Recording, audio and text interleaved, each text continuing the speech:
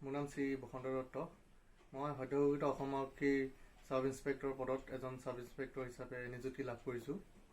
মই আজি আপোনালোকৰ আগত মোৰ জাৰ্ণিৰ বিষয়ে বা আমি কেনেধৰণে প্ৰিপাৰেশ্যন কৰিছিলোঁ, মই বা নৱজ্যোতিয়ে কেনেধৰণে প্ৰিপাৰেশ্যন কৰিছিলোঁ বা আমাৰ জাৰ্ণিটো কেনেকুৱা ধৰণৰ আছিলে, আমি সেইটো বিষয়ে আমি থুলমূলকৈ ক'বলৈ আগবাঢ়িছোঁ। যিহেতুকে অসম আৰক্ষীৰ প্ৰতি এটা যুৱ প্ৰজন্মৰ মনত এটা উৎসাহ জাগিছে যে সকলো মানুহে কষ্ট কৰিলে পুলিচত যাবলৈ পাৰিব। হয়, আমিও কষ্ট কৰিছিলোঁ, কিন্তু আমাৰ জাৰ্ণিটো আছিলে অতি কঠিন। মই 2016 চনৰ পৰা এই উপ আৰক্ষী পৰিদৰ্শক পদত আহিবলৈ বিচাৰি আছিলোঁ। 2016 চনত যেতিয়া নিযুক্তি ওলাইছিলে প্ৰথম চাব ইন্সপেক্টৰৰ, তেতিয়া মই ৰিটেন ক্লিয়াৰ কৰিছিলোঁ, কিন্তু ফিজিকেলত মোৰ বেয়া হোৱাৰ বাবে সেইবাৰ মই পাবলৈ সক্ষম হোৱা নাছিলোঁ। কিন্তু তাৰপিছত যেতিয়া 2020 চনত ওলাইছিলে, যেতিয়া 2021 তেতিয়াও মই ৰিটেন পৰীক্ষাত পাছ কৰিছিলোঁ আৰু ফিজিকেলো মোৰ ভাল হৈছিলে, কিন্তু অলপ কম নম্বৰৰ কাৰণে মই পৰীক্ষাটোত উত্তীৰ্ণ নিৰ্বাচিত হ'ব নোৱাৰিলোঁ। সেইমতে যোৱাবাৰ নৱজ্যোতিয়েও এই পৰীক্ষাটো দিছিলে, কিন্তু তেওঁ দুৰ্ভাগ্যবশতঃ মোৰ নিচিনা হ'ব লগা হ'ল যে অতি কম নম্বৰ ব্যৱধানত আমি দুটা থাকি যাব লগা হ'ল। কিন্তু এইবাৰ যিহেতুকে আপোনাৰ এটা ধুনীয়া জাৰ্ণি বুলি ক'ব লাগিব, ছবছৰৰ পিছত আৰু এবাৰ আকৌ ওলোৱাৰ পিছত আমি দুটাই দিলোঁ। দুটাই দিয়াৰ পিছত বস্তুখিনি ধুনীয়াকৈ ৰিটেন পাছ হ'ল। ৰিটেন পাছ কৰাৰ পিছত ফিজিকেল ষ্টাৰ্ট হ'ল। ফিজিকেলত আমি 4th ABBN দিবলৈ গ'লোঁ। 4th ABBN দিয়াৰ পিছত আকৌ 4th ABBN আকৌ আপোনাৰ ভাইভা আছিলে। ভাইভা দিয়াৰ পিছত আকৌ আমি দুইজনে নিযুক্তি লাভ কৰিলোঁ।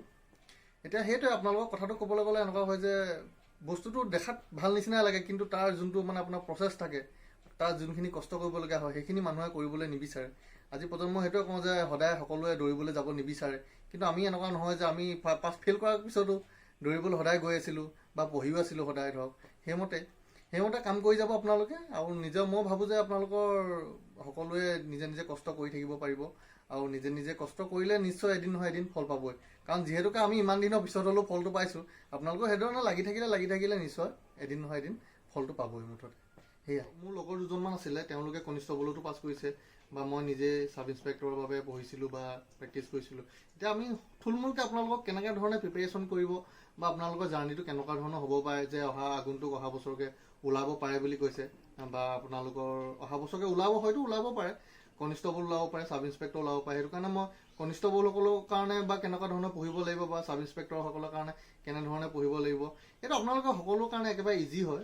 বস্তুটো সহজ বুলিয়ে ক'ব লাগিব যে আপোনালোকে যদি এটা প্ৰচেছত চলাই গৈ থাকে বস্তুখিনি, তেতিয়া ইজিয়ে হয়। কিন্তু আপুনি যদি ধৰক আপোনাৰ এমাহৰ আগত পঢ়ি পিনি বা এমাহৰ আগত দৌৰি পিনি আপোনালোকে পাম বুলি ভাবে, সেনেকুৱা নহয়। কাৰণ আমি যিহেতুকে 5-6 বছৰ দৌৰি মেলি চাকৰি পাবলৈ সক্ষম হৈছোঁ, তেতিয়া আপোনালোককো কওঁ যে কষ্টটো কৰিবই লাগিব। 2-3 বছৰ কষ্ট কৰিলেহে ধৰক কনিষ্টবল পদত পাবলৈ হ'লে আপোনাৰ 3.2 কিলোমিটাৰ দৌৰিব লাগে। 3.2 কিলোমিটাৰ আপোনালোকে খুব মোটামুটি যোনে ভাল দৌৰিব পাৰে তেওঁলোকে এবছৰত দৌৰিব পাৰিব।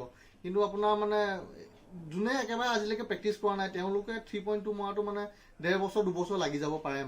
কাৰণ সেইটো স্পীডত সকলোৱে দৌৰিব পাৰে, বা 3.2 সকলোৱে দৌৰিব পাৰে।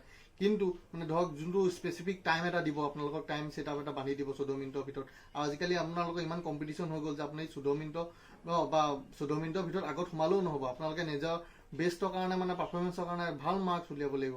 আপোনাৰ লং জাম্পৰ কাৰণে প্ৰিপেৰেশ্যন কৰিব লাগিব, লং জাম্পত ভাল মাৰ্কছ আনিব লাগিব। আপুনি ধৰক সেনেকৈ ধৰণে কনিষ্টবলখিনি হৈ গ'ল।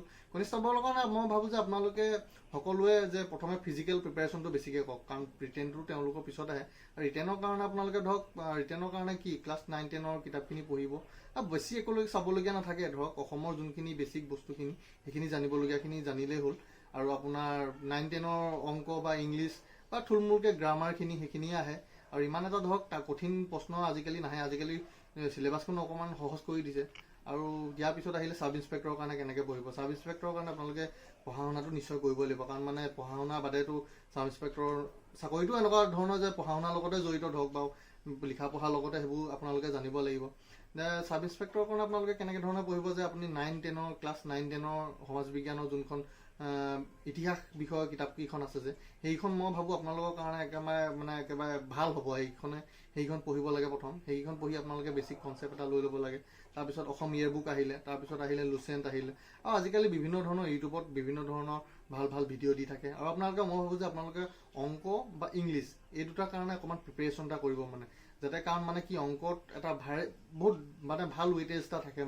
অংকত থাকে প্লাছ মানে আপোনাৰ কম্প্ৰিহেনশ্যন আহিব ইংলিছৰ কম্প্ৰিহেনশ্যন আৰু গ্ৰামাৰ পৰ্চনটোৰ পৰাও এটা ভাল নম্বৰ মানে আহে SI পৰীক্ষাটোৰ কাৰণে মানে যদি আপোনালোকে সেইমতে ধৰে আপোনালোকে যদি প্ৰিপেৰেশ্যন কৰে তেনেহ'লে আপোনালোকে নিশ্চয় এদিন নহয় এদিন সফল হ'বলৈ পাৰিব আৰু পঢ়া ক্ষেত্ৰত মানে কি হয় পঢ়া ইমানো বেছি নপঢ়িলেও হয় ধৰক আপোনাৰ ডেইলি ধৰক 2-3 ঘণ্টা আৰু মই ভাবোঁ যে আপোনালোকে যদি বাতৰি কাকতখন চাই বা আপুনি ডেইলি যদি নিউজ আপডেট হৈ থাকে আৰু কাৰেণ্ট এফেয়াৰ্ছখিনি আপোনালোকে চাব লাগে মুঠতে বিশেষকৈ অসমৰ লগত যোনখিনি কাৰেণ্ট এফেয়াৰ্ছ ৰিলেটেড হয় সেইখিনি বস্তু আপোনালোকে চাব লাগে কাৰেণ্ট এফেয়াৰ্ছখিনি চালে মেলিলে আপোনালোকৰ এটা ধৰক অসমৰ ওপৰত এটা আইডিয়া আহিব আৰু বেছিকৈ আপোনাৰ যোনবোৰ কুৱেশ্যন থাকে সেইখিনি অসমৰ ৰিলেটেডেই কুৱেশ্যন আহে তো সেইটো কাৰণে মানে সেইমতে যদি আপোনালোকে চাই মই ভাবোঁ যে আপোনালোকে এক্সামটো সুন্দৰভাৱে ক্ৰেক কৰিব পাৰিব আৰু আহিলে ইয়াৰ পিছত ফিজিকেলৰ কাৰণে চাওক আমি এতিয়া বেলেগৰ কথা নাজানো কিন্তু মই ধৰক ফিজিকেলৰ কাৰণে বহুত কষ্ট কৰিবলগীয়া হৈছিলে কাৰণ মই এটা মানে মই আগতে ইমান দৌৰিব মেলিব নাজানো ধৰক এতিয়া যোনে যেনিবা দৌৰিব মেলিব পাৰে তেওঁলোকৰ কাৰণে ফিজিকেলটো ইমান এটা কঠিন নহ'ব